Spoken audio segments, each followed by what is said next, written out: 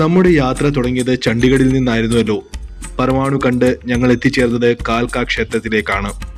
മഹിഷാസുരൻ, ചണ്ഡമുണ്ട്, ശംഭ നിശുംഭൻ തുടങ്ങിയ അസുരന്മാരെ പരാജയപ്പെടുത്തുവാൻ കാളിദേവി അവതരിച്ചതിന്റെ ഐതിഹ്യവുമായി ഈ ക്ഷേത്രം ബന്ധപ്പെട്ടിരിക്കുന്നു. ഇപ്പോഴത്തെ ക്ഷേത്രഘടനയുടെ ഏറ്റവും പഴക്കമേറിയ ഭാഗം മറാത്ത കാലഘട്ടത്തിലേതാണെന്ന് കരുതപ്പെടുന്നു.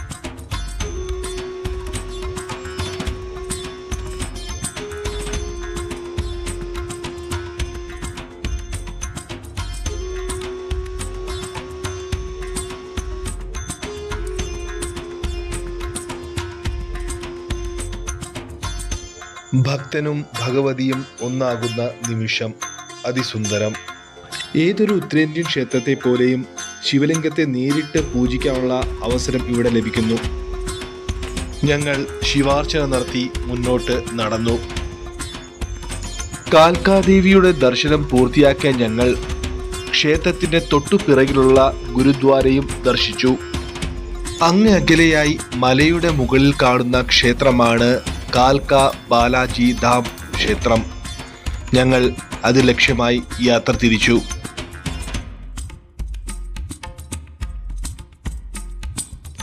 ഒരു കുന്നിന്റെ ചെരുവിലാണ് ക്ഷേത്രം. താഴെ അതിമനോഹരമായ കാൽക്ക നഗരം കാണാം. ഞങ്ങൾ ലക്ഷ്യസ്ഥാനത്തേക്ക് യാത്ര തിരിച്ചു. ശ്രീ ത്രിമൂർത്തി ധാം ബാലാജി ഹനുമാൻ ക്ഷേത്രം, പഞ്ചരഥ് തീർത്ഥ് ആശ്രമം എന്നും ഇതറിയപ്പെടുന്നു. 1988 ഇത് സ്ഥാപിതമായി.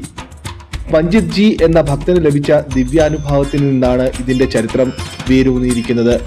പാറയിലിരിക്കുന്ന ഹനുമാൻ ആ സ്ഥലത്ത് ഒരു ക്ഷേത്രം നിർമ്മിക്കാൻ ഉത്തരവിട്ടതായി അദ്ദേഹത്തിന് ദർശനം ലഭിച്ചു. ശ്രീ മഹർഷി ഭൃഗുജി ഉൾപ്പെടെയുള്ള മറ്റ് ദേവന്മാർക്കും ഈ ക്ഷേത്രം സമർപ്പിച്ചിരിക്കുന്നു.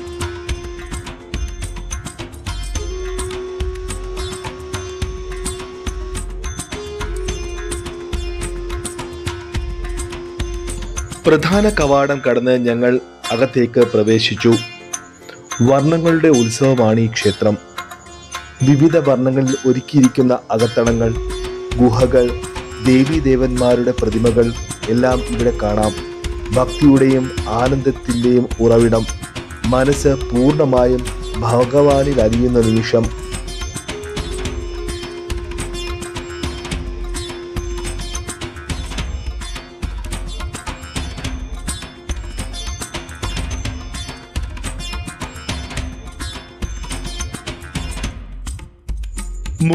മുക്കോടി ദേവതകൾ എന്നാണല്ലോ ഹൈന്ദവ വിശ്വാസം.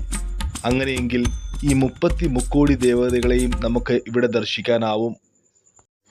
ബാലാജി ഭഗവാന്റെ പ്രധാന വിഗ്രഹമാണ് ഇപ്പോൾ നിങ്ങൾ കണ്ടുകൊണ്ടിരിക്കുന്നത്. കൃത്രിമമായി നിർമ്മിച്ച ഗുഹകൾ, ഇടനാഴികൾ, വഴികൾ അതിനിഗൂഢമായ ഏതോ ഒരു പ്രദേശത്തെത്തിയ പ്രതീതി സൃഷ്ടിച്ചു. സിംഹത്തിൻ്റെയും മറ്റു ജീവജാലങ്ങളുടെയും മുഖത്തലപ്പിലൂടെയുള്ള യാത്ര വളരെ അനുഭവവേദ്യമാകുന്നതാണ്.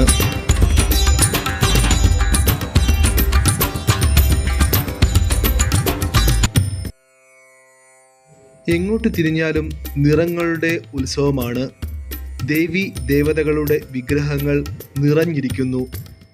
അതിസുന്ദരമായ മനോഹരമായ കാഴ്ചകളാണ് എങ്ങോട്ട് തിരിഞ്ഞാലും.